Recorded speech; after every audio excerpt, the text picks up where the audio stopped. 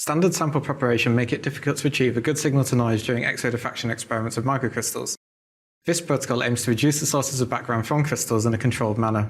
The use of plunge freezing robotics and cryo-TEM grids provides a robust platform for manipulating the microcrystals repeatedly, reducing the surrounding liquid volume and providing rapid vitrification of the sample. The dexterity needed to handle grids is similar to that needed for traditional crystal harvesting.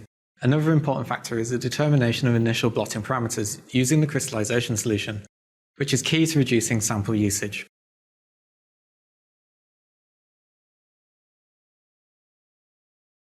To begin, set up and cool the automated plunge freezer according to the manufacturer's instructions. Just before use, glow discharge the cryo-TEM grids for 25 seconds with a 15 mA current and 0.39 millibar pressure. Then keep the glow discharged grids in a covered petri dish. Set the relative humidity of the sample chamber to 90% and the blotting time to 5 seconds.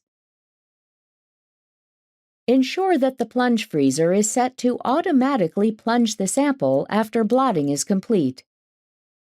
Open the seal of the crystallization well and reservoir. Quickly add 2 to 5 microliters of the reservoir solution in the crystal drop to maintain the volume of the drop.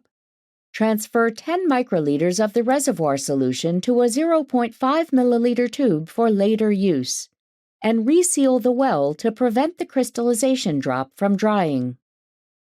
Use the plunge freezing forceps to pick a single glow discharged grid, and load the grid in the instrument with the carbon side facing